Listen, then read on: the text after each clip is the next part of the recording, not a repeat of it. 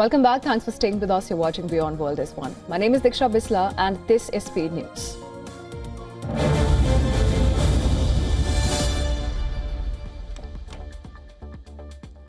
US President Donald Trump has said that Israel and Hamas have agreed on the first phase of a ceasefire deal, marking a significant step towards ending the war in Gaza. According to Trump, the deal involves the release of all hostages and Israel's withdrawal to an agreed-upon line, paving the way for a strong, durable and everlasting peace. Hamas has confirmed the agreement, calling for an end to the war, withdrawal of Israeli forces, exchange of prisoners and entry of aid. The agreement, brokered by Qatar, Egypt and the US, aims to halt the devastating conflict that has killed thousands and left Gaza in ruins.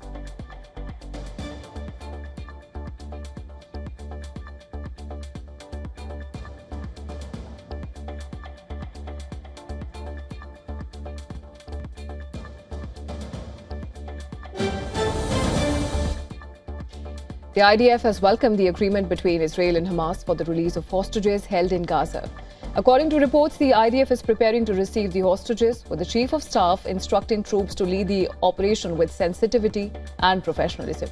This development comes after US President Donald Trump expressed optimism about the release, stating that he believes the hostages and the deceased bodies will be returned on Monday.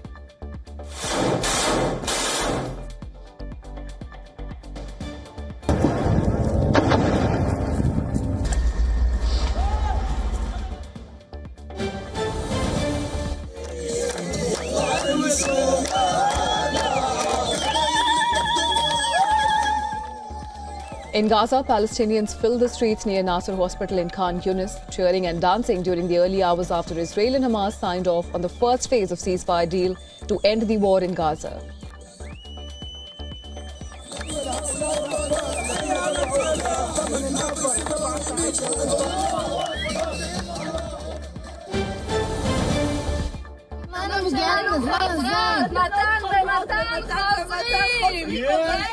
Hostage families gathered at the Hostages Square in Tel Aviv after reports of the agreement signed between Israel and Hamas to end the war in Gaza and return all the Israeli hostages, both living and deceased, home. Now, the mother of Israeli hostage, Matan Zangokher, has celebrated the imminent return of a son as part of an agreement between Israel and Hamas to end the war in Gaza and return all Israeli hostages. Aina Val was accompanied by her daughter, Natalie, who lit a fire at Hostages Square in Tel Aviv.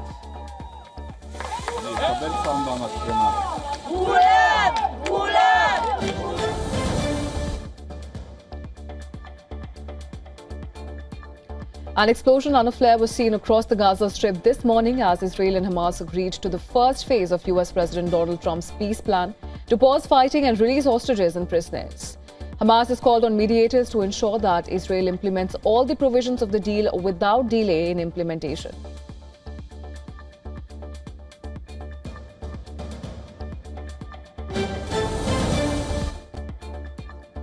Thirteen pro-Palestinian protesters were arrested in Boston after clashing with police, resulting in 4 officers being hospitalized with non-life-threatening injuries. The protesters, aged between 19 to 27, were demonstrating in solidarity with Palestine and calling for universities to divest from companies with ties to Israel. Police say that officers were stationed at Boston Common to monitor the rally and that about 200 to 300 protesters later clashed with police a few blocks away, blocking a road, chanting and interlocking arms to prevent police vehicles from passing.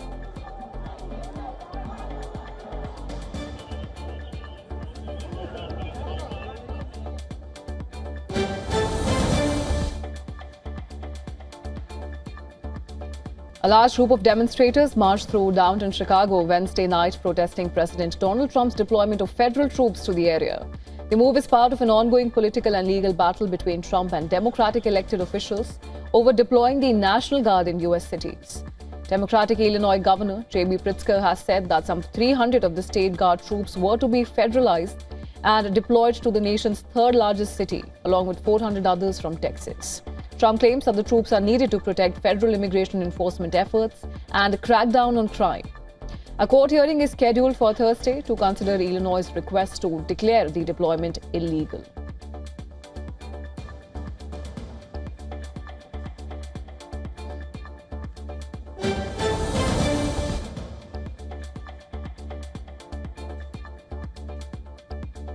Afghan Taliban Foreign Minister Amir Khan Muttaqi has arrived in India, marking the first official ministerial visit from Kabul to New Delhi since the Taliban took power in Afghanistan in August 2021. Muttaqi will be in India until the 16th of October. Deputy spokesman for the Afghan Taliban's Foreign Ministry stated that Muttaqi is scheduled to visit his Indian counterpart, Dr. S. Jaishankar, along with several officials to discuss political, economic, trade and other matters related to expanding ties between Kabul and New Delhi. Muttaqi arrived from Moscow, where he attended the Russia-led Moscow Format Dialogue on Afghanistan.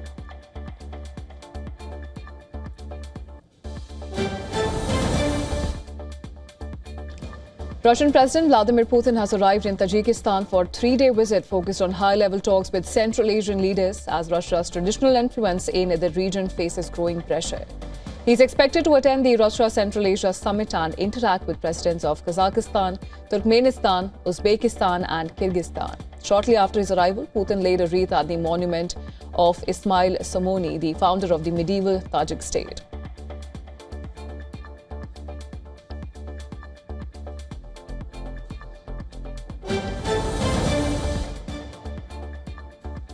France's President Emmanuel Macron is set to name a new Prime Minister within 48 hours, according to his office. Now, this comes after outgoing Prime Minister Sébastien Lecornu held crisis talks with lawmakers to end the political stalemate. Lecornu's resignation on Monday morning came just 14 hours after he had named a new cabinet the night before. He said he expects the president to announce a new Prime Minister soon.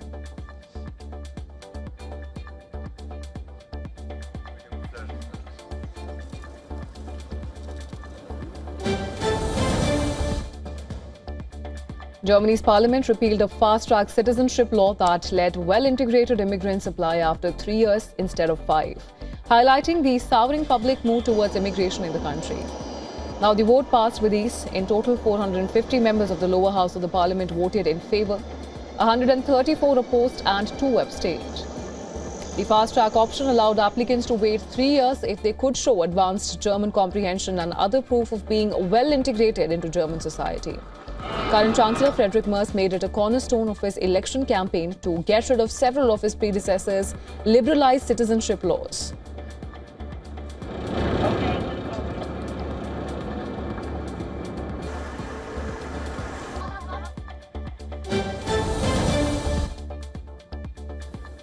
Costa Rica has officially nominated Rebecca Greenspan, a seasoned diplomat and former vice president, as its candidate for the position of United Nations Secretary General. Now, she is currently serving as the Secretary General of the UN Conference on Trade and Development in Geneva. She is well known in diplomatic circles for her extensive experience in development, international cooperation and regional leadership.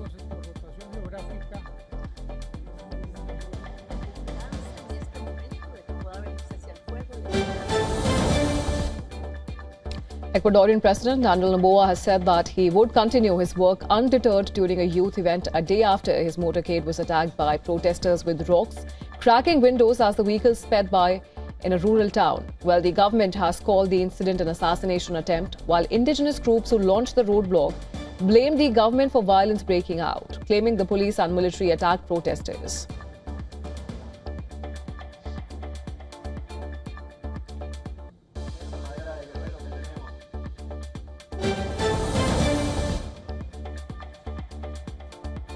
Venezuela's Defense Minister Vladimir Padrino Lopez has warned citizens to prepare for potential U.S. military action, calling Washington's behavior irrational and warmongering as the country launched a large-scale security operation. Amid escalating tensions with U.S., Venezuela deployed military and police forces to LaGuardia and Carabobo states on Wednesday as part of a national defense plan.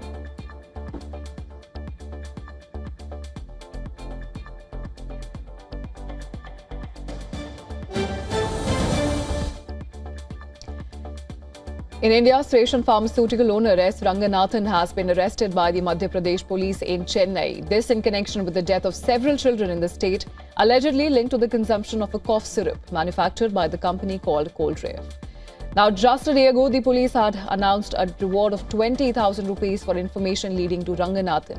A team had travelled to Chennai to apprehend him. Authorities say that he will be taken to the company's factory in Kanchipuram for further investigation.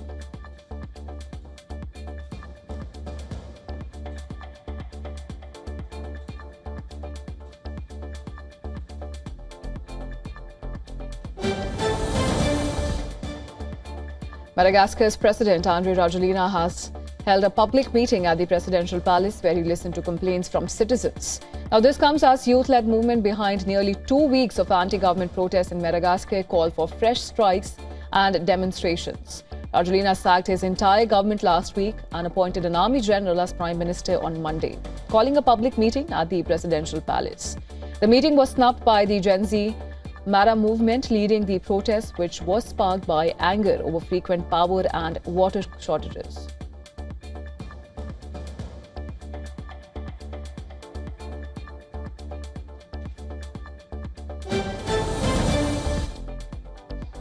Royal Mail is celebrating the 90th anniversary of Monopoly with a special set of 10 stamps featuring iconic moments from the game. The stamps also highlight notable UK locations from the game, including Oxford Street and Liverpool Street Station. Now, to complement the stamps, Royal Mail has launched a limited edition Monopoly playing piece shaped like a Royal Mail post box with only 5,000 tokens available. Monopoly has a rich history dating back to the early 1900s in the US and was licensed by Parker Brothers in 1935. Later making its way to the United Kingdom.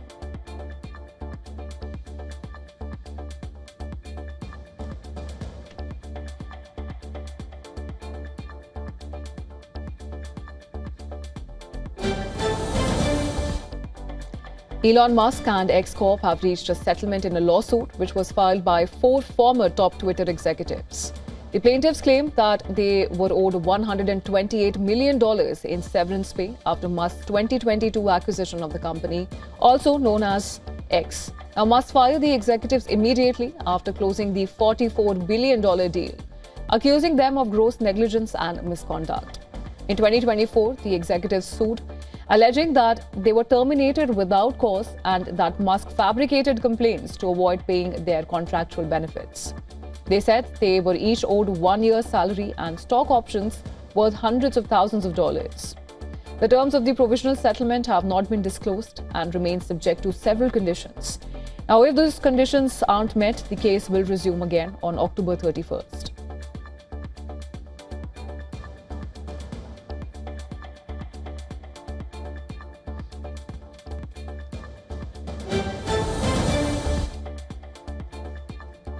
New York City has filed a new lawsuit against Meta, Google, Snapchat and TikTok, accusing them of fueling mental health crisis among children by designing addictive platforms. Well, the suit comes as the companies were negligent and created a public nuisance. The city joins more than 2,000 similar cases consolidated in federal court in Oakland, California.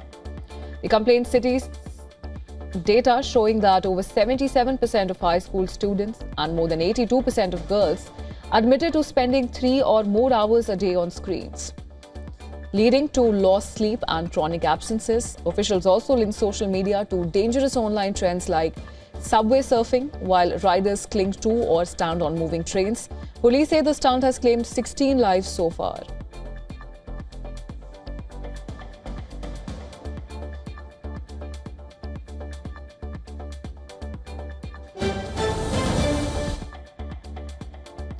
According to a Wall Street Journal report, Microsoft is partnering with Harvard Medical School to improve health content in its Copilot AI assistant. The move is part of Microsoft's strategy to reduce its dependence on OpenAI. Copilot currently uses OpenAI models across Word, Outlook, and other products. Microsoft has also begun using Anthropic's Claude and is developing its own AI models. The company's vice president of health said that the goal is for Copilot to provide answers closer to what users might receive from a medical professional rather than a generic AI response.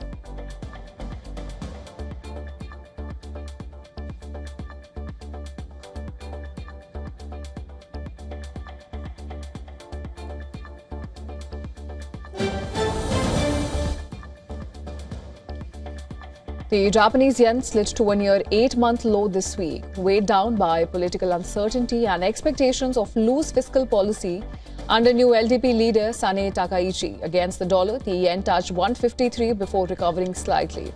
It's down over 3% for the week, its worst performance since September 2024. The euro also struggled, hit by France's political turmoil, including the shock resignation of Prime Minister Sébastien Lecornu. Meanwhile, the US dollar is on track for its best week in nearly a year. buoyed by safe haven flows, a lack of economic data amid a government shutdown, and expectations for Fed rate cuts later this year.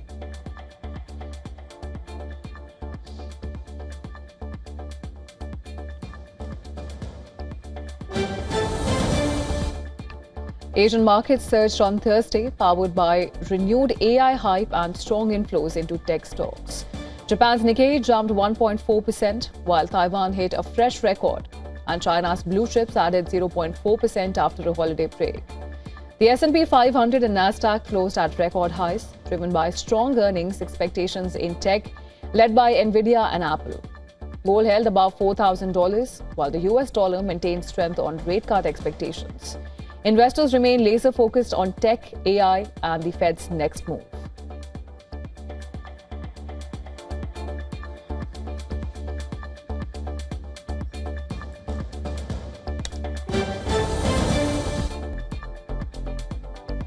Film industry giants from Hollywood and Bollywood are pressuring an Indian panel to reject blanket exemptions for AI firms using copyrighted content for training. The Motion Picture Association, representing studios like Warner Bros. And Netflix, and India's Producers Guild want a licensing model to protect creative works. The push comes as India reviews its copyright laws amid global debates over AI training rights. Movie studios argue that allowing unrestricted AI use could undermine incentives to create, while AI groups like the Business Software Alliance urge for flexibility. Now, India's film and digital content industry generated $13.1 billion last year, and studios fear that AI could exploit that value without fair compensation.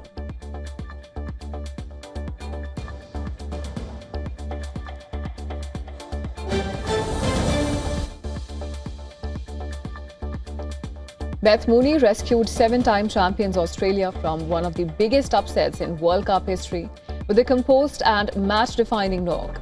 A brilliant 109th set for the platform for a dominant 107-run victory over Pakistan. Pakistan won the toss and chose to bowl first in Colombo.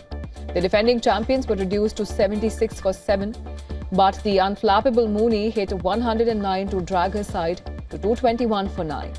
In reply, Pakistan's batting woes continued as their top order struggled against both pace and spin, and they were eventually bowled out for 114.